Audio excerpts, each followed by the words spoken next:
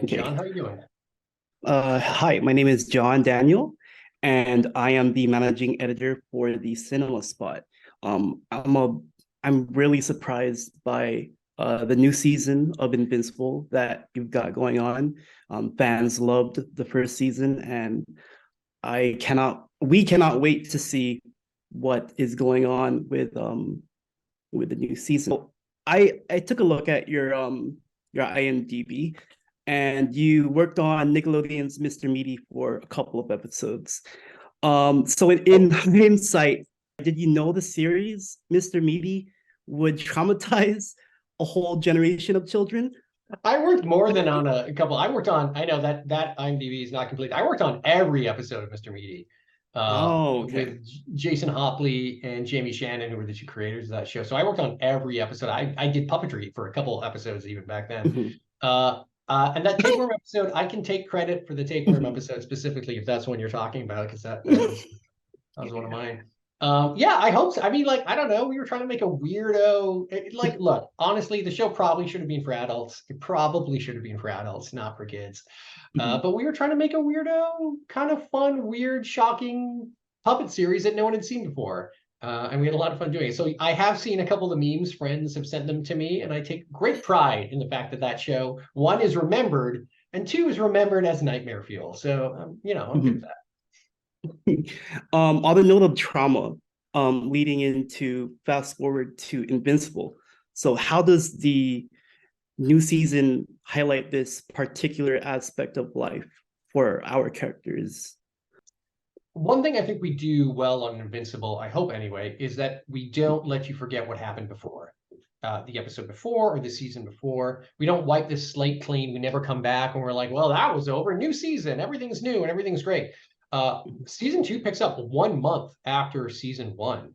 So all the events of season one are still fresh in everyone's mind, and in their hearts. Uh, I mean, like, I wouldn't, if that had been my father, I wouldn't recover in a month. I would still be, crying every night. I would still be, curling up in a ball. And the same thing for Mark and Debbie. So we wanted to make sure that we didn't hide that from the audience. We wanted to make you feel that, like, oh, yeah, they remember what happened a month ago and it's still affecting them. And it's going to affect them tomorrow and next month and the week after that. And it's going to affect them for years to come. And that's part of their characters. And that's part of the promise, I think, of Invincible, both in the comic and the show, is that things don't go away. We never wipe the slate clean. Mark is gonna forever have this in his memory and in his mind and in his heart, until the last episode.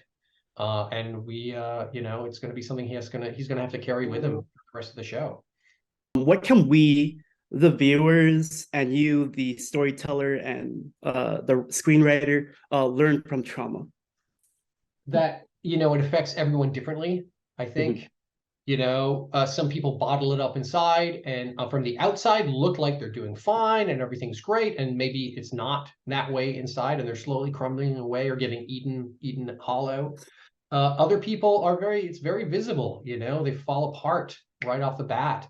So it affects everyone differently. So that was one of the challenges of writing this season, was like, how does it change each of our characters? How does the end of season one affect, obviously, Mark and Debbie primarily, because, Mark is Nolan's son and Debbie was married to him for 20 years. But also, how does it affect Cecil? How does it affect, the Guardians of the Globe? How does it affect an average person on the street? Like, how do people look at Mark now? Knowing that he was involved in those fights that killed, thousands of people in Chicago. So it was just spending time and trying to be careful about that stuff and trying to really investigate it. And obviously we do research, we read books about trauma, and we try to portray that as realistically as we can on screen while still carrying the story forward. So that's important to us, to treat that stuff as well, and making it as grounded as possible. One element that can be quite divisive, because we need to address this amongst the Invincible fan base, is the prolific development of its female characters. We have Samantha Wilkins with her parents, her household life. Debbie Grayson, as you mentioned, being the matriarch of the Grayson family, and then we have Amber Bennett, who drastically different from the version of the character in the comics or in the graphic novel. What are some traits that emphasize the strengths that they hold within them as independent from the main Invincible story arc? Well, I think they're all, we just try to treat them again all very seriously. Debbie was married to Nolan for 17 years. Like imagine, or for 20 years actually. Uh, Yeah. we try to put ourselves in their shoes when we were writing those characters. Like how would you feel if the husband or your partner of 20 years suddenly was discovered to be a murderer?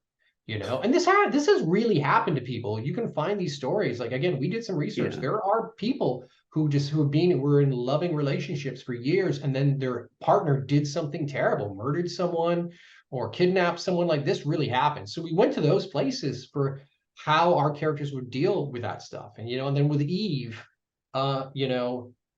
people have crappy parents, like lots of people do. And it's like people have parents who are jerks or misogynistic or kick them out of the house because, they're different. This is a real thing. You can read stories written by people, accounts of this happening, what people go through. So we go to that kind of material. We mine that for what Eve's going through. And then with Amber, you know, Mark lied to her from almost all of season one, so that's difficult too. And, they're back together in season two, but it's a different place. Mark has now put all those cards on the table. He's being honest with her. So if anything, I think their relationship is in a much stronger place now that they're being honest. He's not lying, because how could you have a relationship with someone when they're only showing you half of their real self, which is kind of also what Nolan did to Debbie. So like what Nolan did to Debbie, Mark was kind of doing to Amber in season one in a different way. So it's just about going into those places, treating those characters fairly, doing our research, and really letting them have the screen time they need to get those stories out and get those emotions out. So the little running gags in the series. In season one, we had Steve, the Secret Service agent, and his stepson Matt, who discovered the Burger Mart trash bag in the United Kingdom. Can fans expect small jokes like that? For example, what happens to Mark Grayson after graduating, or even the series title cards, for that matter? Yeah, I mean, we're trying to always. I mean, like we walk a fine line. I think in the show, like obviously we want to be grounded and emotional and dramatic, the same way you would find in any other hour-long drama. But at the same time, there are places where we like to have a little fun. We like to be a little goofy, give people a laugh. One of those is how we play with our title cards. So are we going to keep on doing exactly what we did in season one, or are we going to subvert it a little bit? And I think you'll see that as you watch season two, that maybe we play around with that a little bit and have a little bit of fun with that. But yeah, we're always looking for places like that where we can still have our big serious moments, emotional tear-jerking moments, but then we're in a superhero world, so sometimes you want to have a little fun in places too, and we want to do both. Mhm. Can we talk about the subtle creative aspect of the narrative structuring and stylistics, such as Sure. the Atlantis alternative ending? Yeah, I mean, obviously we're adapting those stories. Second episode of season two covers a lot of those extra little subplots, and like we just like this is fun stuff from the comics that we wanted to do, even if we wanted to adapt it slightly and make it a little different. Just adapting them to the show. So sometimes, obviously, we've made changes in the show that the subplots need a slight change or an update to fit into the series from the comic book to the series. On a rhetorical level, what do you believe is the strongest appeal for the new season? We have the ethos, the logos, the pathos, and even the timing, the kairos of it all. I hope it's just the emotion of the show, and what our characters go through. I mean, I like to think that all good art, whether it's television or comics or sculpture or anything, is about communicating emotion. It's about us trying to show you, like, this is what these characters are feeling as they go through these events, and we want you to feel it too. So I hope that's the goal of it. We want to make you cry, we want to make you laugh, we want to make you feel sad, we want to make you at the edge of your seat, and you know that's what we're trying to accomplish. We're trying to give you something. You're giving us an hour of your time.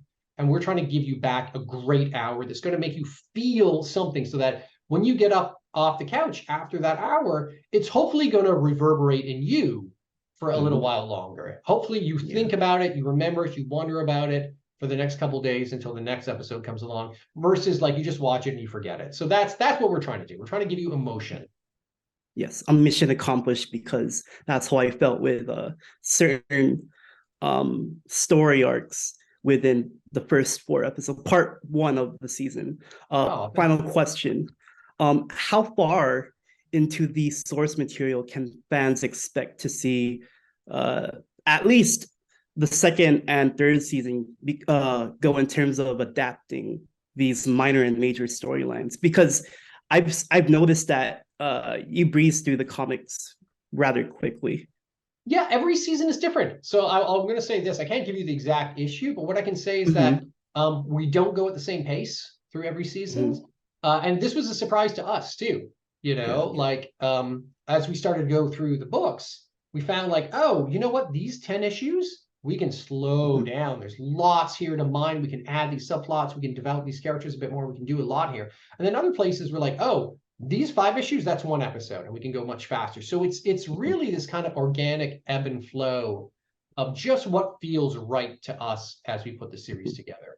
So if you were to sit down and be like, oh, it's like 3 issues per hour, it's not that. It changes every day. So like season 1, even season 1, we got through, I forget how many issues, but we still pulled elements from like further on in the book, and we pulled that back to where we were. Season 2 runs at a slightly different pace, and season 3 at a different pace again. And honestly, it's like there's no, I can't even tell you how fast future seasons are going to run, because I won't know until we get there. We actually sit down and we start to do it. So maybe a season will only be 5 issues, or maybe a season might be 30 issues. And we just kind of figure it out as we get there. Yeah, that's how the pacing is. How I felt with the Atlantis and the Darkwing subplots of the series and the graphic novel. Just if I can squeeze in another, like, one last question. Speaking of, well, there's a certain character, a dog character in the in one episode. Right. There's a certain character, the dog, who is a sort of like a Doctor Strange type of appearance. So who's speaking Doctor of Marvel, Strange? Speaking of Marvel, there's a certain storyline going on with the MCU and the Spider-Verse, and in juxtaposition with these 2 universes, right? How does Invincible employ that same specific sci-fi concept for the season? Multiverses, right? Yeah. I mean, I would say we make it a little more character-based. I mean, Robert had it in the comic books 20 years ago. Like his Invincible's like, they just had their 20th anniversary. So Angstrom Levy and his multiverses originally happened in the books like 15 years ago. So way before Marvel's multiverse on cinema or on, or Spider-Verse or anything like that. But I would say, like, season 2 isn't Mark into the multiverse. It's not that. We have one character who has powers to be able to, walk into other dimensions, but it's not about the other dimensions. It's about that character. It's about what he's going through and his, what he wants and his goals and what changes him. So I think that's how we focus on it. We're not trying to just give you a big multiverse adventure. We're not like, oh, now we have to do the multiverse. We're like, no, we're doing this character who happens to do multiverse stuff. Yeah. So character first. And I love all that other multiverse stuff that Marvel, like Spider-Verse is incredible. It's amazing. But we're approaching it a little differently. Character-based. Yeah. Thank you so much, Simon, for Mr. Meaty and Invincible. I apologize for Mr. Meaty, but thank you, John. Yeah, thank you for writing on the show. I appreciate that, and I love that you're a fan of the show. And thank you so much. Yes, thank you. Okay, take care.